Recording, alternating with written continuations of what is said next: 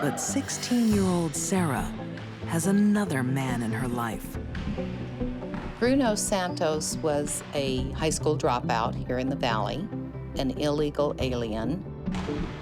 And Sarah started seeing him, and I didn't particularly care for him. Bruno is 3 years older than Sarah and known to police. Bruno was involved in some street narcotics activity.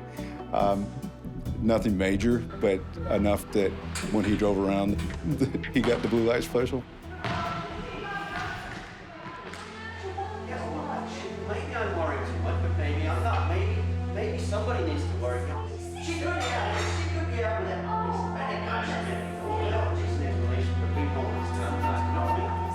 Alan and Diane are alarmed about the boy their only daughter is dating. Sarah! Where have you been? Out with friends. With friends! None of What do you mean? That's Spanish, don't you? That's Spanish. Dad, even if I was with him, I'm 16 years old. I can do what I want. So they told Sarah that they did not want her to spend any time with him. I don't know who he is or where he Dad, I'm is. not your baby. Go! Let my baby go! And so Sarah was pretty upset about that, and apparently she decided that she was going to see Bruno whether they wanted her to or not.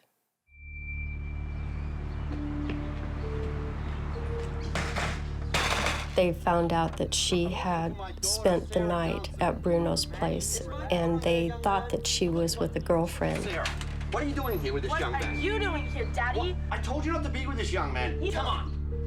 Don't do that.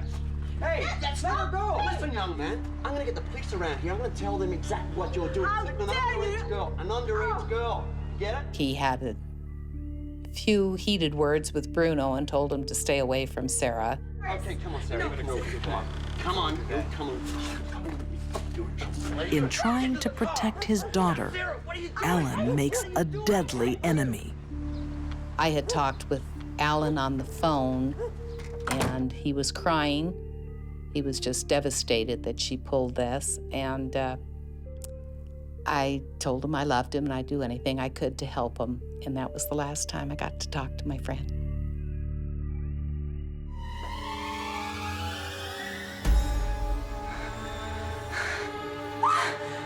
Diane Johnson and her husband, Alan, murdered in their own bedroom. Their daughter, 16-year-old Sarah, calls for help. In the days following the murder, Sarah seems oddly unaffected by her parents' death. No, guys, it's cool. I'm here to play. Let's just, let's play. Sarah was pretty much unemotional. It was very strange. Anyone know any good place to go get your nails done, or? She seemed preoccupied with doing her normal activities. She wanted to go watch the volleyball game. She wanted to go get her nails done. Know anywhere? Sarah, are you okay? I'm seriously, I'm fine. Like, Your parents just died. I'm fine, guys. Don't worry about it. Let's just play a game. She never said anything about, I miss my mom and dad. She never cried. It was just like nothing there. Come over this. Even more suspicious is what police find in her trash.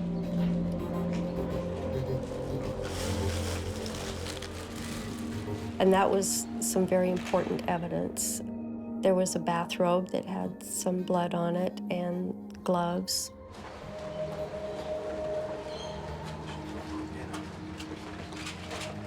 The truth about who killed Alan and Diane is becoming clear.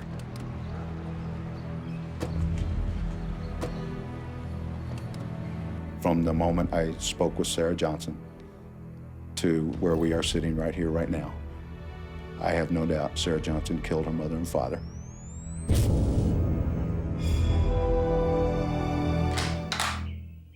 Sarah's ego would not allow her to ever accept defeat. She had to have the last word. She had to be seen by others as someone who was on top at all times. She was the kind of person, because of this, that would deeply resent being told what to do. Sarah's fury cannot be controlled. The only thing that we could surmise was that she was so in love with Bruno. Sarah's mother never wakes up. According to the evidence, Diane had been shot while she was still in bed asleep. You all right? When Alan Johnson investigates, Oh my God! Oh, Daddy's girl takes her revenge. Alan had been shot facing the person that killed him. And if it was Sarah, she had to be looking him right in the eye. And she still did it. And that just was really hard for us to accept.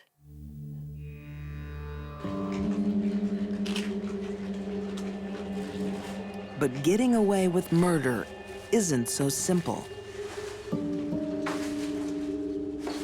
In that garbage can was the bathrobe that Sarah had put on, as well as rubber gloves and outer gloves that she had worn. Police find no evidence to link Bruno Santos to the murders. And within a few days, they had decided that Sarah was a prime suspect. And all of us were just shocked. We never would have thought it. Never. The bloody robe and gloves from the Johnsons' trash match Sarah's DNA. Sarah Johnson is convicted of 2 counts of murder in the first degree. The girl trying to escape her parents' rules finds herself locked up for life. Richmond, Virginia, 1999. 40-year-old Piper Roundtree is on a downward slide. The disorder makes Piper self-obsessed, unable to see her own faults. Piper saw herself as a great lawyer, and she was never a great lawyer. And Piper saw herself as a great mother, and she was really never a great mother. What are you doing? That's just a little drink in the afternoon. Pills and alcohol? That reality is beginning to dawn on Piper's husband of 17 years, Fred Jablin. This is great. Their young family grew from a loving romance. I don't know, we'll think about it. They married after the first year, and they looked like they were very happy. People in Fred's office said that she made him human in a way. A sleepover tonight. It's a little party. I don't know. But Fred is about to make a painful discovery. What are you doing? Hi, I'm getting What's ready this? to go. I'm going out for lunch with the girls. Nothing special. You're seeing somebody else, aren't you? God's sake, Fred. Fred learned that Piper was having an affair with a doctor in Richmond, and that was something that Fred couldn't turn his back on. Touch me. You know what, Fred? I'm going out. It's not- Yeah, that's fine. Yeah, just get out. Bye, Fred. Get out! Fred files for divorce and plants a seed of vengeance. I'm so angry. Piper blames Fred for ruining their marriage and her life. I got away with that. I don't know, but I'm telling you now, Tina, I'm going to When he gains custody of their 3 children, it's the last straw. Taking care of the kids, I sacrificed my career for him. I did so much for him. She lost the kids, and that couldn't happen to Piper. That just couldn't happen. She lost everything when she lost the kids. They were her self-image. I'm sorry, I'm just so angry. Living with her sister Tina in Houston, Piper becomes obsessed with revenge. I want to kill him. How else am I going to get my hands back? What am I going to do? What am I going to do without my kids? We know that Piper Roundtree visited a shooting range in Houston, Texas, the week before this murder. Piper practices with a .38 caliber revolver. Coldly, deliberately, she is rehearsing a homicide. Piper had a single-minded passion, and it was to get her ex-husband in the grave.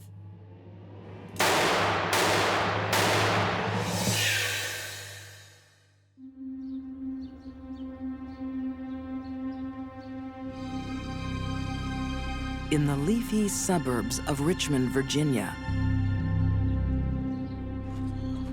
a body shot to death before dawn. It seemed like it was a planned hit or someone intentionally went there to kill him. The victim is Fred Jablin, respected professor, father of 3, recently divorced.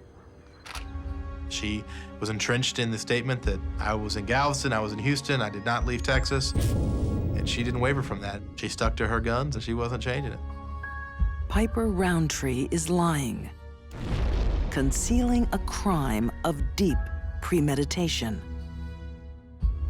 I was a homicide detective for almost 6 years, working murders full time, and worked on a lot of murders. And Piper's plan was the most elaborate I can think of. Excellent. Get this back to you. Yeah. Fred Jablin believes his ex-wife is in Houston.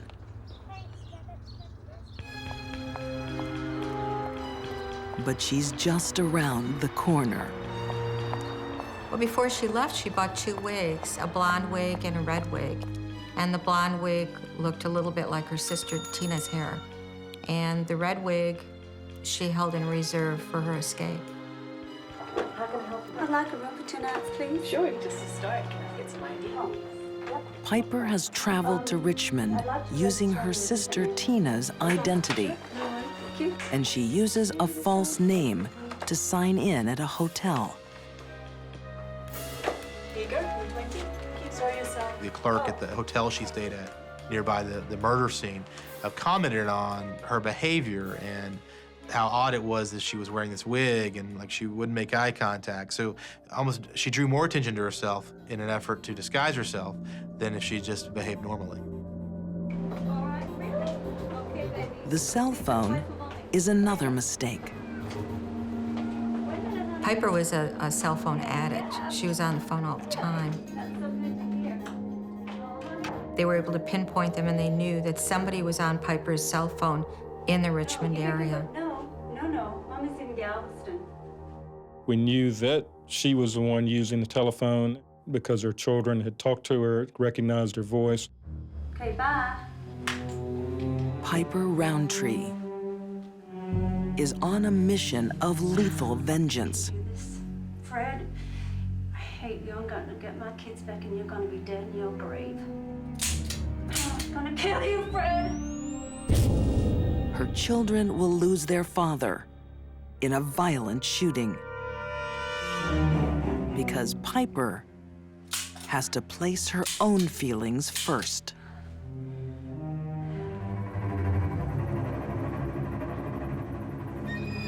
She's already chosen the exact moment to strike. We know that she was aware of her husband's routine of waking up early, making coffee, and going out to the street to pick up the newspaper.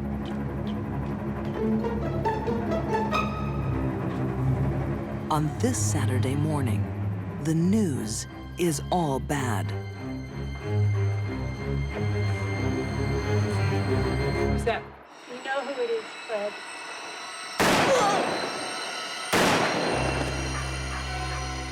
The last thing Fred would have seen was Piper holding that gun, and it was an incredibly cold-blooded killing. This is a murder by a classic narcissist.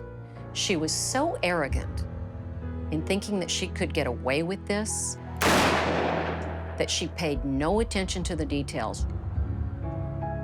She left a very long trail of circumstantial evidence regarding the purchase of wigs, the rental of cars, using identifications that not hers, of going to gun ranges to practice firearm shooting, things of that nature. Checking a gun at the airport on the way up there, but not checking one way on the way back. Clue.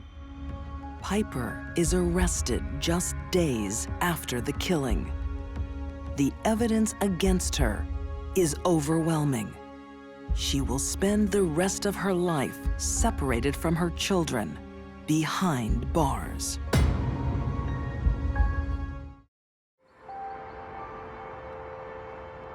Knoxville, Tennessee, 1994. Get one of these. It's a job. The Job Corps provides education and training for teens trying to get their lives started. The Job Corps was designed for pretty much troubled youth. What would you like to do? Smoke weed, Joe! It was the last stop for them. 18-year-old Christa Pike lives on the Job Corps campus, where her studies are taking a back seat. She began a relationship with a boy by the name of Daryl Shipp. She believed that she really loved him and that he was the love of her life. A business for yourself. What are you looking at? Hey, please, please. Christa believes there is a rival for Daryl's affections. Colleen Slimmer was also a student at the Job Corps Center. And Christa took a dislike to Colleen. Christa stated that she felt Colleen was trying to take Daryl away from her, but from all other indication that I've found, that was not true. The truth doesn't matter to Christa Pike. She's already plotting a savage act of revenge.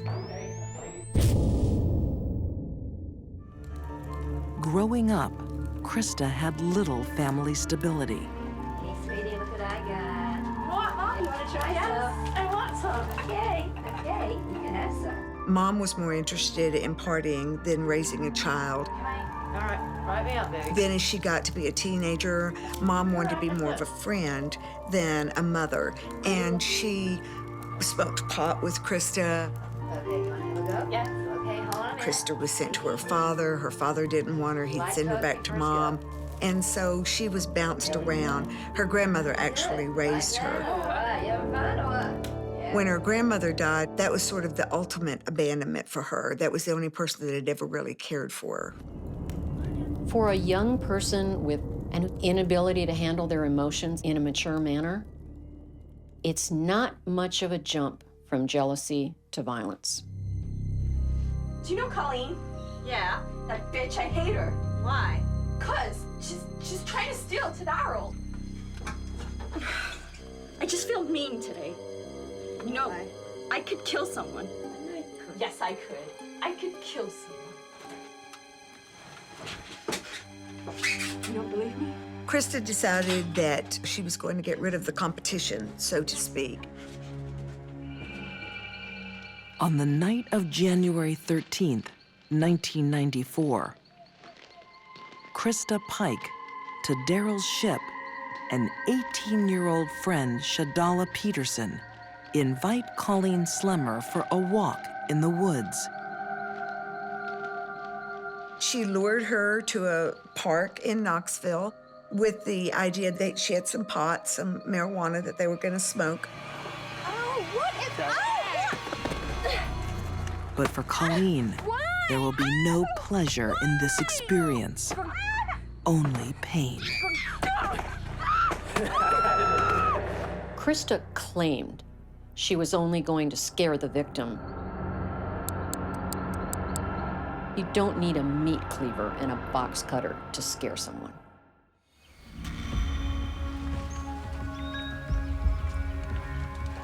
In Knoxville, Tennessee, a brutal crime scene. A teenage girl slashed, murdered, mutilated.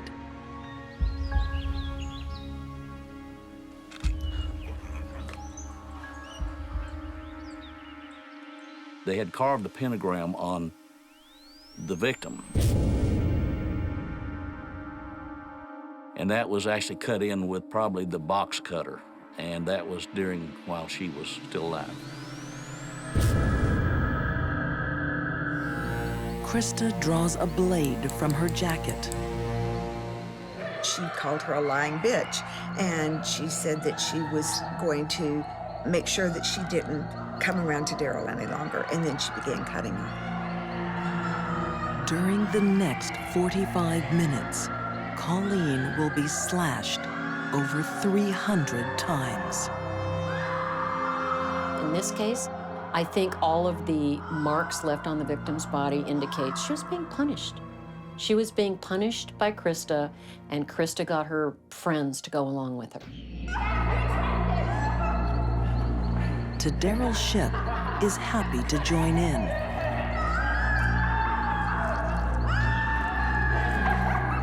He carves the pentagram into Colleen's skin. I assumed that that was going to be his mark in the kill. He wanted to put his brand on it. The last thing Colleen Slemmer sees is Christa Pike raising her arm.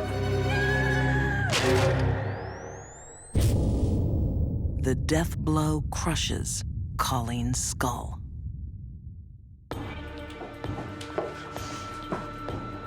After the murder, Christa returns to her dormitory. You didn't kill her, did you? Yes, I killed her. I killed the bitch. You didn't. A lot of killers will take souvenirs, and they're always something very personal to the victim, but this is the most personal I've ever seen. Ah! What is that? What are you She doing? took a piece of a skull. She took that piece of skull to a service station, washed it off, wrapped it in a napkin, and placed it in her coat pocket. Somebody asked where Colleen was at. She patted her pocket. She said, "Oh, I'm having breakfast with her." Gruesome, gruesome souvenir. And worse, she showed it off to people. She was proud of what she did. The pentagram carved into Colleen's body leads police to investigate Satanists at the Job Corps. They discover that Christa has been bragging about her crime. All three suspects admit to the attack on Colleen Slemmer.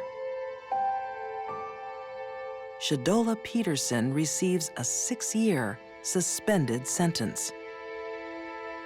To Daryl Shipp gets life. And Christa Pike is sentenced to death. At 21, she becomes the youngest person on death row in Tennessee.